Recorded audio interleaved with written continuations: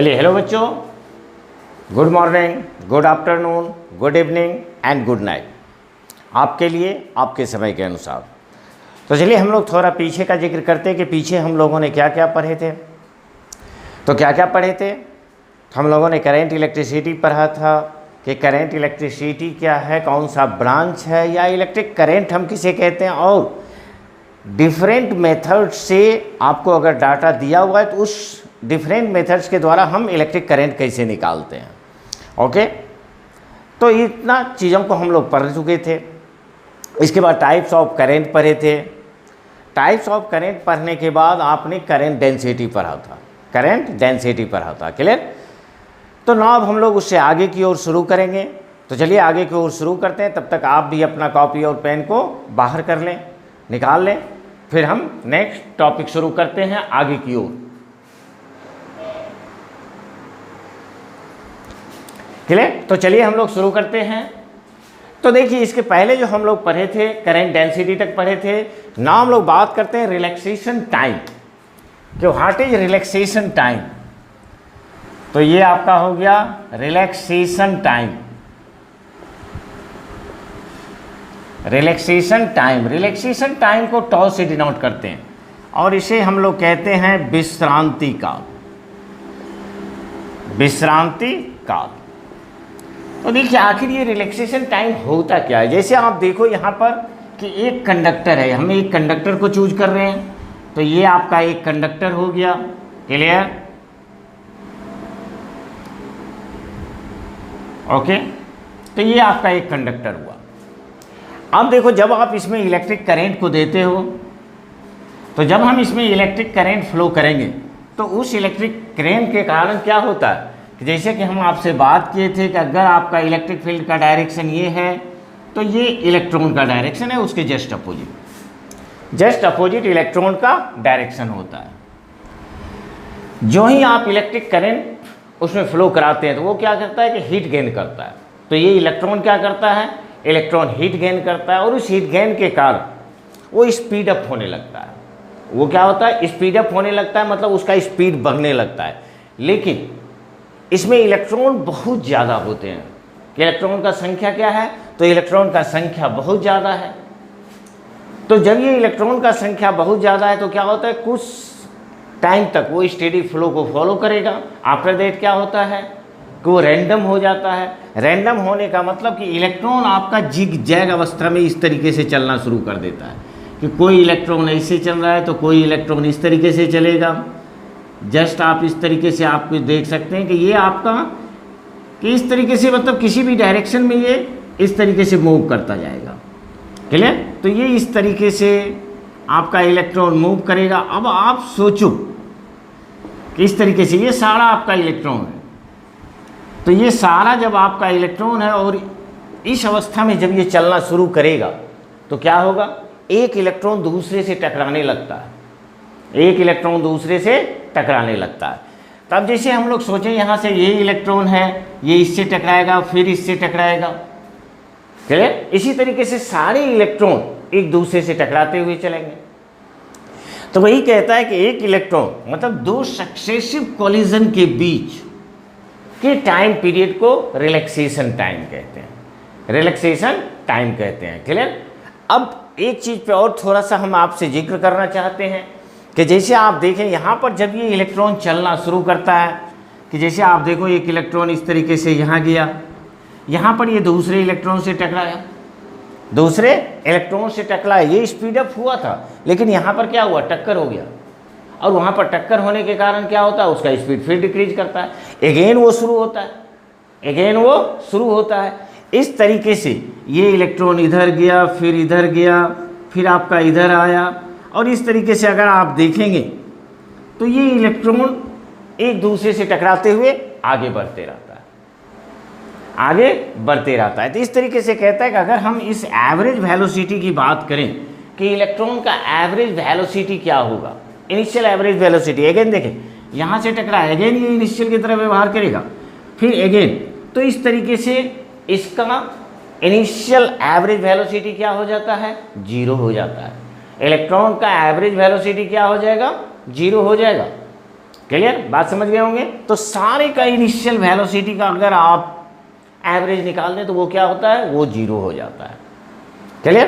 तो चलिए अब इससे आगे हम शुरू करते हैं अपने टॉपिक्स को। और फाइनली अगर आप देखेंगे तो ये इलेक्ट्रॉन आपको इस तरीके से चलता हुआ नज़र नहीं आता है। चलता हुआ आपका रेंडमली एकदम स्ट्रेट इस तरीके से नज़र आएगा, जिसका स्पीड क्या होता है, जिसका स्पीड बहुत कम होता है। तो ये इलेक्ट्रॉन इस तरीके से आपका चलता हुआ नज़र आएगा और इसका स्पीड आपका 10⁻⁻⁴ मीटर पर सेकेंड के ऑर्डर में होता है। क्लियर। तो चलिए अभी हम लोग रिलैक्सेशन टाइम पे बात कर रहे हैं, तो रिलैक्सेशन टाइम देखते हैं। तो रिलैक्सेशन टाइम क्या होता है, कहता है द एवरेज टाइम पीरियड, कि द एवरेज या time period, the time period between, कि the time period between two successive collision, the time period between two successive collision of electron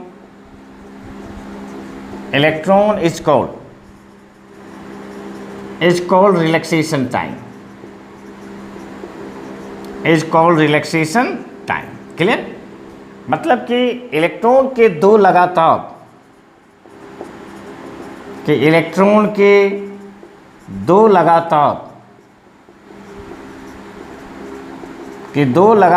टक्कर के बीच के समय काल को क्या कहते हैं, तो समय काल को विश्रांति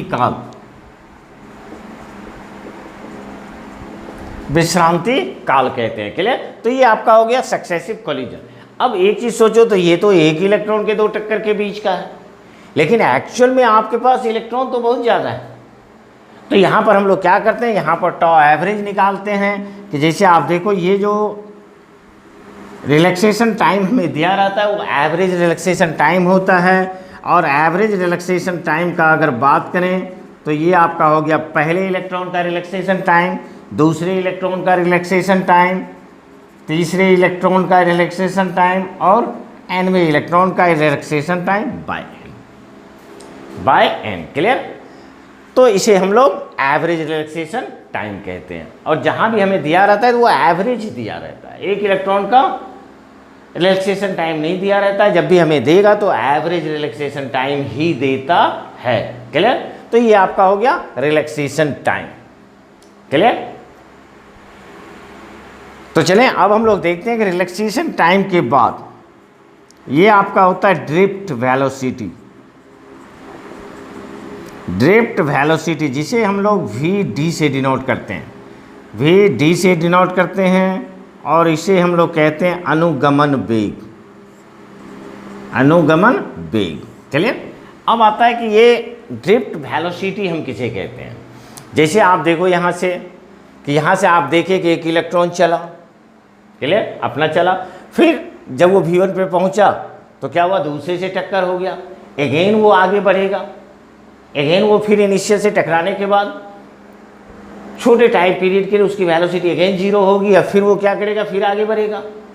और इस तरीके से सारे इलेक्ट्रॉन एक दूसरे से टकराते हुए आगे बढ़ते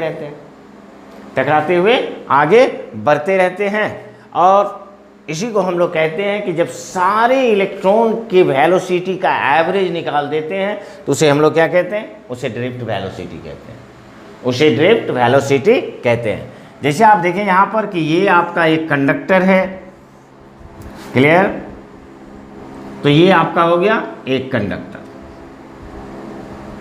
तो ये इस तरीके से हम कंडक्टर एक लिए, और चलिए इसमें हम लोग दिखा देते हैं कि ये आपका इलेक्ट्रिक फील्ड का डायरेक्शन है। और आप जानते हैं कि जब ये इलेक्ट्रिक फील्ड का डायरेक्शन है तो ये इलेक्ट्रॉन किधर मूव करेगा, और ये इलेक्ट्रॉन आपका नंबर ऑफ इलेक्ट्रॉन्स हैं, n इलेक्ट्रॉन्स हैं, बहुत सारे इलेक्ट्रॉन्स हैं। तो ये आपको इस VD वेलोसिटी से, एवरेज वेलोसिटी से इस तरफ आगे बढ़ेगा। क्लियर। सपोज दैट आप लेंथ भी ले सकते हो कि इसका लेंथ कितना है, तो अगर ये कंडक्टर का लेंथ क्या है, L, तो ये कहता है कि the average velocity of free electron, क्यों कंडक्टर है, फ्री इलेक्ट्रॉन्स बहुत ज़्यादा हैं, कि the average velocity of free electron, कि the average velocity of free electron in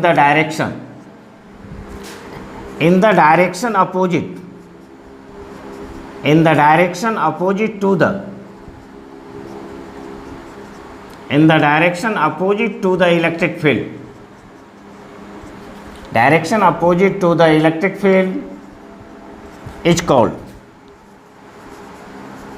is called drift velocity, कि इसे ही हम ड्रिफ्ट वेलोसिटी कहते हैं। क्लियर? कहता है विद्युत क्षेत्र की विपरीत दिशा में, विद्युत क्षेत्र की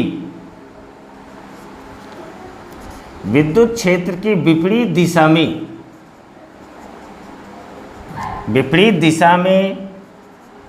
इलेक्ट्रॉन के औसत वेग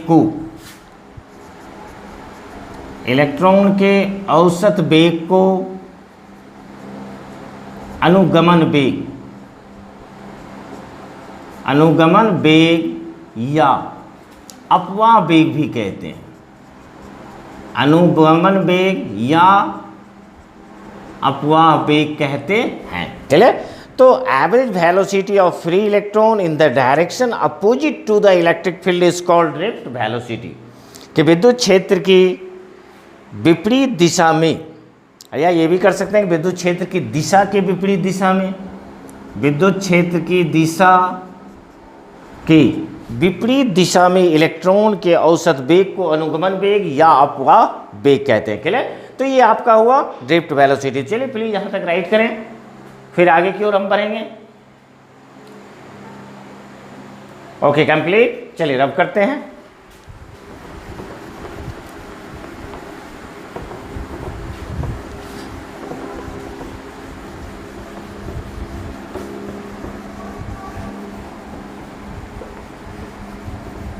डिफिनीशन आपने लिख लिया, डिफिनीशन को भी हम रब कर रहे हैं।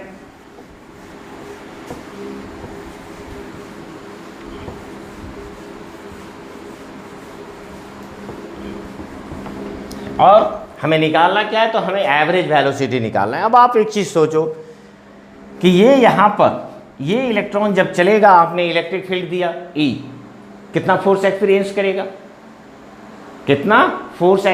करेगा, तो ये आपका कितना फोर्स एक्सपीरियंस करेगा बताएं? कि जब किसी चार्ज पार्टिकल को आप इलेक्ट्रिक फील्ड में रखते हैं तो फोर्स कितना लगता है, F = QE। तो इस तरीके से अगर आप देखें तो ये यहाँ पर आपको फोर्स लग जाएगा -E × E। माइनस हमने इलेक्ट्रॉन के लिए नहीं, डायरेक्शन के लिए लिया है, अपोजिट डायरेक्शन में, इलेक्ट्रिक फील्ड के अपोजिट डायरेक्शन में है। तो चलिए सारा चीज़ पहले आप मान लीजिए कि लेट E क्या है आपका, चार्ज ऑफ इलेक्ट्रॉन। E को हम लोग क्या कहेंगे, चार्ज ऑफ इलेक्ट्रॉन, मतलब इलेक्ट्रॉन का आवेश। M क्या होगा आपका, मास ऑफ इलेक्ट्रॉन, मतलब इलेक्ट्रॉन का द्रव्यमान। चलिए कैपिटल E आपका क्या है, अप्लाइड इलेक्ट्रिक फील्ड, आरोपित विद्युत क्षेत्र, हम सारी चीज को बोलते जा रहे हैं। क्लियर? तो ये आपका हो गया अप्लाइड इलेक्ट्रिक फील्ड। ओके, यहां तक आप अच्छी तरीके से समझे होंगे ना। देखें ए को भी हम लोग ले लेते हैं। ए आपका क्या है, एक्सीलरेशन ऑफ इलेक्ट्रॉन का त्वरण। अब चलिए यहां पर हम बात करते हैं कि अगर हम एक इलेक्ट्रॉन का बात करें तो एक इलेक्ट्रॉन कितना फोर्स एक्सपीरियंस करेगा, कि जैसे यहां पर कि फोर्स एक्सपीरियंस्ड बाय, तो ये आपका हो जाएगा कि force experienced by each electron, मतलब कि प्रत्येक इलेक्ट्रॉन के द्वारा कि प्रत्येक इलेक्ट्रॉन के द्वारा अनुभव बल कितना हो जाएगा, ये आपका हो जाएगा F is equal to it is minus E into e, minus E into e. दूसरा हम लोग Newton second law of motion से जानते हैं F बराबर क्या होता है, it is equal to m into e. दोनों को कंपेरिजन कीजिए तो देयरफॉर हम इसे लिख सकते हैं this is M into A equal to क्या हो जाएगा, ई इंटू ई, और इससे हम एक्सेलरेशन निकाल सकते हैं। तो ये एक्सेलरेशन आपका कितना हो गया, E into E by M, E into E by M. Clear ना। यहाँ पर आप मान के चलें कि हम लोग इनिशियल वेलोसिटी को u से डिनोट करते हैं और फाइनल वेलोसिटी को v से डिनोट करते हैं। क्लियर। तो ना हम लोग इसी तरीके से मान के आगे बढ़ें तो हर एक इलेक्ट्रॉन का वेलोसिटी हम निकालेंगे और फिर क्या करेंगे, फिर उसका हम एवरेज निकाल लेंगे तो हमें क्या मिल जाएगा, ड्रिफ्ट वेलोसिटी मिल जाएगा। चलिए, तो जैसे आप देखो यहाँ पर कि वेलोसिटी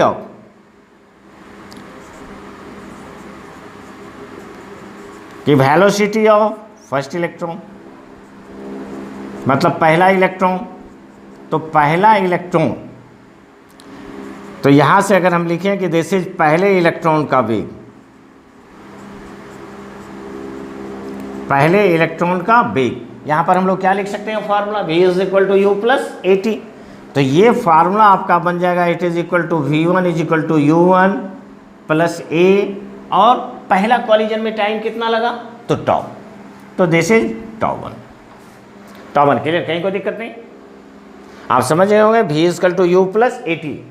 अब ए को आपने 1 क्यों नहीं लिया, क्योंकि एक्सीलरेशन तो सारे इलेक्ट्रॉन का समान होगा। चार्ज सेम है, देखें यहाँ पर एक्सीलरेशन निकल रहा है E into E by M, ये इलेक्ट्रॉन का चार्ज है, ये इलेक्ट्रिक फील्ड है जो आपने अप्लाई किया, और ये मास है, तो वो सारे के लिए सेम होगा, वो सारे के लिए सेम होगा। इसी तरीके से सिमिलरली आप निकाल सकते हैं कि जैसे सिमिलरली, तो सिमिलरली अगर हम निकालें तो यहाँ पर हम लिख सकते हैं दिस इज V2 दूसरे इलेक्ट्रॉन का, दूसरे इलेक्ट्रॉन का क्या हो जाएगा, तो ये आपका हो गया U2, अब प्लस क्या हो जाएगा A टॉ2। क्लियर, क्योंकि रिलैक्सेशन टाइम को टॉ से डिनोट करते हैं, तो ये हो गया। अगर इसी तरीके से आप तीसरे इलेक्ट्रॉन का लिखो तो V3 बराबर क्या होगा, U3 प्लस A टॉ3। और फाइनली चलिए हम लोग क्या करते हैं कि nवें इलेक्ट्रॉन का निकालते हैं, तो ये आपका हो जाएगा U1 plus A ton. Clear ना। हमें डिफिनीशन क्या कहता है, एवरेज वेलोसिटी निकालना है, तो चलिए एवरेज वेलोसिटी निकाल देते हैं। और इस एवरेज वेलोसिटी को हम लोग कहते क्या हैं, ड्रिफ्ट वेलोसिटी कहते हैं, या इसे हम v एवरेज भी लिख सकते हैं। तो ये आपका बन जाएगा this is V1 plus V2 plus V3 dot क्या होगा Vn, और बाय क्या हो जाएगा, इट इज n। तो इस तरीके से हम इसका एवरेज निकाल सकते हैं। चलिए वैल्यू पुट करते हैं और गौर से इक्वेशन को देखिए आप।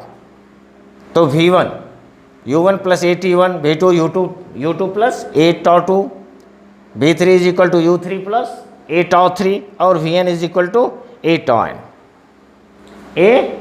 क्लियर। तो ना इसको पहले हम लिख लेते हैं एक साइड, तो इसे हम लोग लिख सकते हैं it is U1 plus U2 dot क्या हो जाएगा, it is equal to UN, और बाय देखिए क्या है, बाय आपका n है, प्लस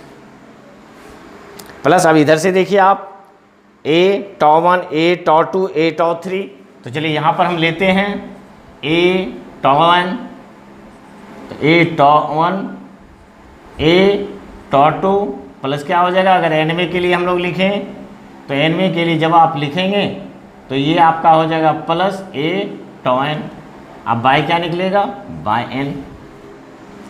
n। अब यहाँ पर हम बताए थे कि ये आपका ये टर्म कितना हो जाएगा कि थर्मल वेलोसिटी, थर्मल इफेक्ट के कारण, थर्मल एनर्जी के कारण ये इलेक्ट्रॉन का जो मीन वेलोसिटी होगा वो क्या हो जाता है, 0 हो जाता है। तो ये आपका निकल गया इट इज इक्वल टू 0। और ये जब आपका 0 हो गया तो इधर आप निकाल सकते हैं A, ये हो गया टॉ1 टॉ2, और फाइनली ये क्या निकल गया टॉ n। बाय क्या हुआ n, और देखें यहाँ से τ1 plus τ2 plus τn is by n, ये क्या निकला टॉ एवरेज। टॉ एवरेज मतलब एवरेज रिलैक्सेशन टाइम। तो ये इस तरीके से आपको निकल जाएगा a टॉ n, कि दिस इज टॉ एवरेज। तो टॉ एवरेज, तो इस तरीके से ड्रिफ्ट वेलोसिटी को क्या लिख सकते हैं आप, ड्रिफ्ट वेलोसिटी। अब यहाँ से आप देखो कि एक्सेलरेशन कितना है e into E by M, तो ये हमें मिल जाता है this is E into E by M into tau average, और यही आपका होता है drift velocity. Drift velocity clear. तो ड्रिफ्ट वेलोसिटी का आप फार्मूला क्या निकला, minus E into E by M into tau average. ये माइनस क्यों आया, माइनस इसलिए आया कि आपका इलेक्ट्रॉन जो ट्रैवल कर रहा है, इलेक्ट्रॉन जो चल रहा है, वो इलेक्ट्रिक फील्ड के अपोजिट डायरेक्शन में। तो क्लियर, जरूर इसको समझ गए होंगे। तो चलिए प्लीज राइट करें, प्लीज राइट। चलिए ओके। तो चलिए एक बार और इसको हम देखते हैं और उसके बाद फिर हम आप आगे बढ़ेंगे ना। यहाँ पर देखो आपका ये सारा चीज़ हमने मान लिया, ई क्या है चार्ज ऑफ इलेक्ट्रॉन, एम क्या है मास ऑफ इलेक्ट्रॉन, ई क्या है applied electric field, A acceleration of electron. अब यहाँ पर जब हम सोचते हैं कि जब आप किसी चार्ज को इलेक्ट्रिक फील्ड में रखते हैं तो फोर्स कितना लगता है, क्यू इंटू ई। तो चार्ज की जगह पर इलेक्ट्रॉन है तो इलेक्ट्रॉन का चार्ज हो गया ई, तो फोर्स कितना लगेगा, e into e. From second law of motion हम लोग जानते हैं F is equal to m a. दोनों को कंपेयर कीजिए तो m into a is equal to minus E into e, minus E into a. तो ए बराबर आपको निकल गया minus E into E by m. Clear. अब हम हर एक इलेक्ट्रॉन का वेलोसिटी निकालेंगे और फिर उसका एवरेज निकाल देंगे। तो पहला का वेलोसिटी v1 बराबर u1 plus a tau one, v2 is equal to u2 plus A tau two, v3 is equal to u3 plus a tau three, और vn is equal to un plus a tau n. Clear. अब इसका average निकाल दो तो vd बराबर क्या होगा, average. तो एवरेज सारे वेलोसिटी को जोड़ दिया, n से डिवाइड कर दिया, तो ये आपका एवरेज निकल जाएगा। अब एवरेज जब आप निकालते हैं तो इधर देखें u1 plus u2 plus u3 plus un by n। Next term क्या हो जाएगा, ए टॉ1 प्लस ए टॉ2 ए टॉ3 ए टॉn बाय n। ये एवरेज वेलोसिटी क्या होगी इसकी, 0, तो हमने इसको 0 ले लिया। इधर आपको बच गया ए टॉ1 प्लस टॉ2 प्लस टॉn बाय n, और ये क्या टर्म बन जाता है, तो इसे हम लोग कहते हैं एवरेज रिलैक्सेशन टाइम, जो हम पीछे पढ़े थे। तो ये आपका हो गया average relaxation time. Clear. Now इसको जब आप गौर करें तो vd वैल्यू पुट करें तो vd इज इक्वल टू हो गया एक्सेलरेशन, एक्सेलरेशन का वैल्यू हमने निकाला है minus E into E by M into tau average. तो ये आपको निकल गया ड्रिफ्ट वेलोसिटी। क्लियर। चलिए इसको रब कर दें।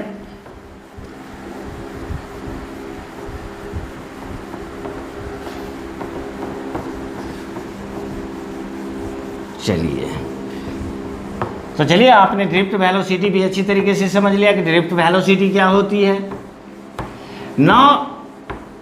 इसे हम थोड़ा सा आगे भी बढ़ा सकते हैं। जैसे आप देखो कि आप एक चीज़ जानते हैं, पीछे भी पढ़े हुए हैं कि इलेक्ट्रिक फील्ड और पोटेंशियल में क्या रिलेशन होता है। जैसे आप यहाँ पर मानो कि ये आपका एक कंडक्टर है और इलेक्ट्रिक फील्ड नहीं दिया, और इलेक्ट्रिक फील्ड जल्दी देता भी नहीं है। क्लियर। क्योंकि करंट इलेक्ट्रिसिटी पढ़ रहे हैं तो पोटेंशियल डिफरेंस देगा। तो ये यहाँ पर अगर आपका पोटेंशियल डिफरेंस v है और इस कंडक्टर का लेंथ कितना है, l है, तो आप एक रिलेशन पढ़े हुए हैं, E इक्वल टू क्या होता था, v by L. E is equal to होता था, यहाँ पर अगर हम लोग इलेक्ट्रिक फील्ड निकालें तो ये इलेक्ट्रिक फील्ड और पोटेंशियल डिफरेंस में आपका रिलेशन होता है E is equal to v by L. और अगर इस equal to v by L put कर दें तो ये ड्रिफ्ट वेलोसिटी कितनी हो जाएगी, ये ड्रिफ्ट वेलोसिटी निकल जाएगी आपकी E into V by M into L into क्या होगा, tau average. Tau average. Clear. तो इस तरीके से टॉ एवरेज बन जाएगा। तो ये नेक्स्ट सेकेंड फार्मूला हुआ, जिसे इसको भी आप यूज कर सकते हैं। Okay complete. Now unit of dimension की बात नहीं करनी, क्योंकि वेलोसिटी अगर है तो वेलोसिटी का यूनिट मीटर पर सेकेंड, डायमेंशन क्या होगा, LT-1।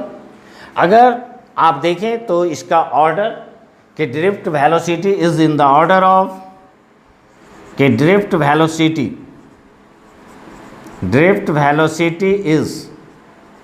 Is in the order,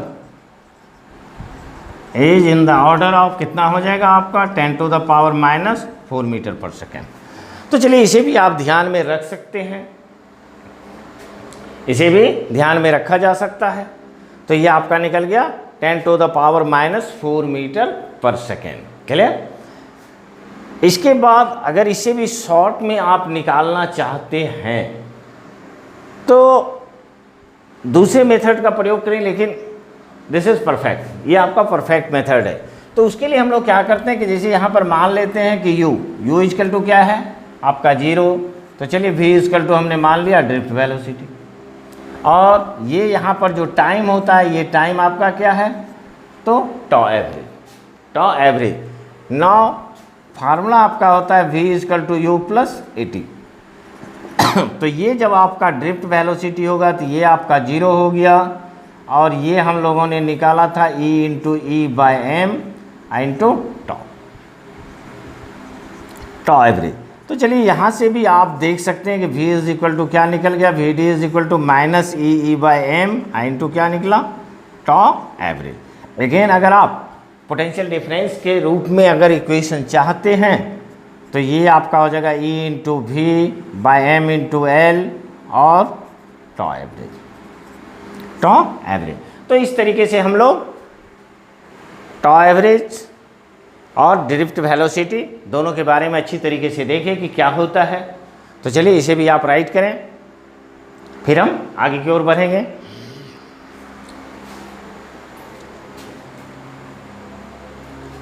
चलिए ओके कंप्लीट। चलिए रब करते हैं।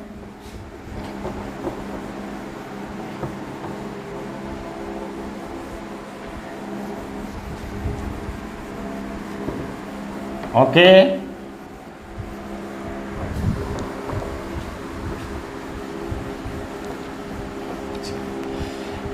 ना, चलिए एक टॉपिक हम लोग और देखते हैं कि relation between I and VD।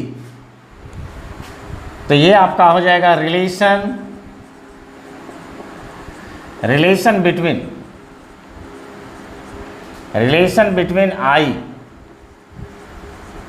I and VD, मतलब I और VD के बीच संबंध।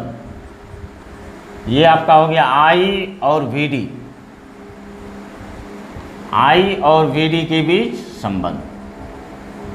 क्लियर? चलिए यहाँ भी हम एक कंडक्टर ले रहे हैं, तो ये आपका एक कंडक्टर है। क्लियर? ओके, तो ये आपका कंडक्टर हो गया, और इस तरीके से आपने इलेक्ट्रिक फील्ड अप्लाई किया। This is E। इलेक्ट्रॉन किधर चलेगा, तो ये इलेक्ट्रॉन आपका ड्रिफ्ट वेलोसिटी से आगे की ओर बढ़ रहा है, लेंथ L है, क्रॉस सेक्शनल एरिया A है। लेंथ A हो गया, क्रॉस सेक्शनल एरिया A हुआ। क्लियर? और इसमें चलिए इसमें करंट कितना फ्लो कर रहा है, तो ये करंट आपका फ्लो कर रहा है, इट इज़ I। ओके, तो चलिए सारे चीज़ को पहले हम लोग मान लेंगे कि लेट I क्या है आपका, तो I है करंट फ्लोइंग।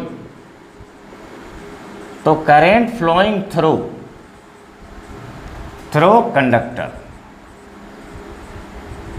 कि current flowing through conductor. Clear? ये क्या होगा आपका, तो इसे हम लोग कहते हैं कि चालक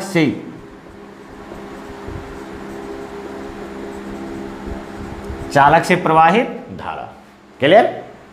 अगेन और भी सारे चीज को आप मान लीजिए, तो E आपका हो गया अप्लाइड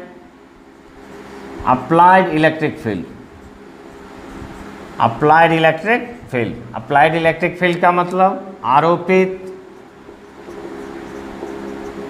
आरोपित विद्युत क्षेत्र। क्लियर? तो E is equal to applied electric field. Okay complete. E charge of electron. Clear? तो E भी आप लिखते हैं, E आपका क्या है, तो चार्ज ऑफ इलेक्ट्रॉन मतलब इलेक्ट्रॉन पर आवेश या इलेक्ट्रॉन का आवेश। क्लियर? अब VD को हम लोग क्या मानते हैं, तो Vd आपका है ड्रिफ्ट वेलोसिटी। बाकी सारा चीज़ आपको फिगर में नज़र आ रहा है, लेंथ L है, क्रॉस सेक्शनल एरिया A है। तो चलिए एक चीज़ और हम लोग मान लेते हैं, N आपका है number of electrons, number of electrons per unit volume, number of electrons per unit volume कि प्रति एकांक आयतन में, प्रति एकांक आयतन में इलेक्ट्रॉन की संख्या, कि प्रति एकांक आयतन में इलेक्ट्रॉन की संख्या, या इसे हम लोग फ्री इलेक्ट्रॉन डेंसिटी भी बोलते हैं। Free electron density, free electron density का मतलब हुआ मुक्त इलेक्ट्रॉन घनत्व।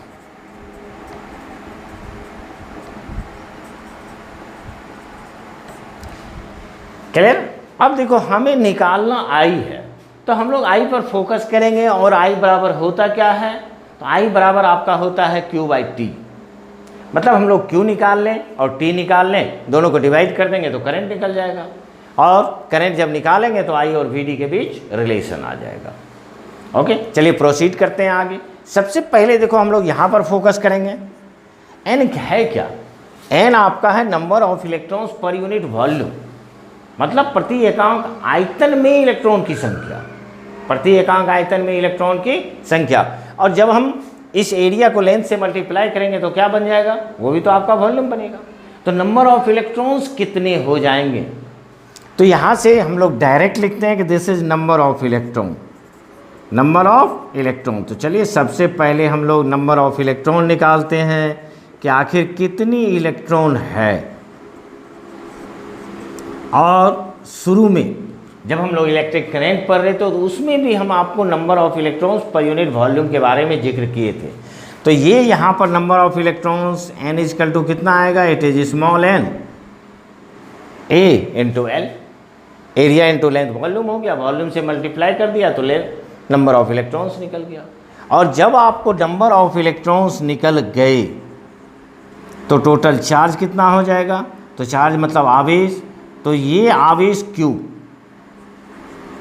इक्वल टू कितना होगा, Q इक्वल टू आप जानते हैं N इंटू ई, तो ये आपको निकल जाएगा दिस इज N इंटू ई, और ये आपका निकल गया NaLe, NaLe। क्लियर? तो चलिए चार्ज हमने निकाल लिया, अब टाइम के बारे में सोचते हैं। तो टाइम देखो यहाँ से, जब ये इलेक्ट्रॉन Vd वेलोसिटी से चलना शुरू करता है तो कितने टाइम में लेंथ को क्रॉस कर जाएगा, तो उसके लिए भी फार्मूला आप जानते हैं कि डिस्प्लेसमेंट बराबर क्या होता है, वेलोसिटी इनटू टाइम। तो यहाँ पर हम लोग लिखते हैं कि time taken by electron, time taken by electron to cross length. Clear? कि लंबाई पार करने में, या क्रॉस लेंथ L, कि L लंबाई पार करने में इलेक्ट्रॉन को लगा समय, कि चलिए आपके इलेक्ट्रॉन को कितना समय लगेगा, तो कितना समय लगेगा, तो ये आपका हो जाएगा it is equal to T, time is equal to displacement length by क्या होगा, by velocity, drift velocity. Clear? तो इस तरीके से हम यहाँ पर टाइम निकाल लिए, और जब आप टाइम को निकाल लिए अब हम डायरेक्ट करंट निकाल सकते हैं कि देयरफॉर I, तो देयरफॉर करंट बराबर क्या होता है आपका, इट इज Q/T, Q/T। चलिए Q कितना निकला है, तो ये Q आपका निकला है NaLe, अब I क्या हो जाएगा आपका, देखें L/Vd, तो ये आपका निकल जाएगा it is equal to L/Vd। ये L कैंसिल हो जाएगा, ये L कैंसिल हुआ और आपको बच जाएगा NaeVd। क्लियर? तो यहाँ से ये I और Vd में आपको रिलेशन निकल गया, तो ये आपको हो जाता है NaeVd। Very very important question कि relation between I and Vd। तो I इज इक्वल टू क्या निकल गया आपका, NaeVd। तो ये यहाँ पर एक्चुअली आपका कंप्लीट हो जाता है। बाकी हम चाहें तो इस रिलेशन को आगे भी बढ़ा सकते हैं और भी रिलेशन आपको मिलेंगे। जैसे आप देखो यहाँ से अगर हम I/A कर दें तो इधर आपका बच रहा है NEVD। चलिए इसको अभी वैल्यू रख दीजिए। तो ये VD का वैल्यू हो जाएगा E/M इंटू क्या होगा टॉ। और I/A को हम लोग क्या कहते हैं? I/A को हम लोग कहते हैं जी करंट डेंसिटी। तो ये हुआ करंट डेंसिटी, और करंट डेंसिटी बराबर आपको मिल रहा है NE²E/M इंटू टॉ। तो ये आपका करंट डेंसिटी निकल गया। क्लियर? तो current density in terms of free electron density, charge of electron, applied electric field, mass of electron and average relaxation time. क्योंकि टॉ जहाँ भी लिखा हुआ है वो सारा आपका एवरेज रिलैक्सेशन टाइम है। तो चलिए इसको भी आप अच्छी तरीके से समझे होंगे। तो चलिए सबसे पहले तो प्लीज राइट। Okay complete. चलिए अब हम थोड़ा सा आगे के बारे में बात करते हैं। तो आगे इसी रिलेशन को लेके थोड़ा आगे बढ़ेंगे। और तो पहले हम लोगों ने बहुत सारा चीज़ करंट इलेक्ट्रिसिटी में भी पढ़ लिया। I=Q/T, NE/T, इन सारी चीज़ों को हमने अच्छी तरीके से पढ़ा। I= क्या होता है dQ/dt। तो इन ड्रिफ्ट वेलोसिटी, तो इन सारी चीज़ों पर relation between I and VD। तो नेक्स्ट क्लास में हम आपके लिए इन सारे टॉपिक्स पर अच्छे अच्छे न्यूमेरिकल्स लेके आएंगे जो कि आपको एग्ज़ाम में बहुत ज़्यादा हेल्प करेगा। क्लियर? तो चलिए तब तक के लिए मन लगाकर पढ़ते रहें, अच्छी तरीके से पढ़ाई करते रहें। और अगर हम अपने लिए बात करें तो please like share and subscribe, please like share and subscribe ज़्यादा से ज़्यादा। ओके, तो चलिए नेक्स्ट क्लास में मिलते हैं। तब तक के लिए थैंक यू।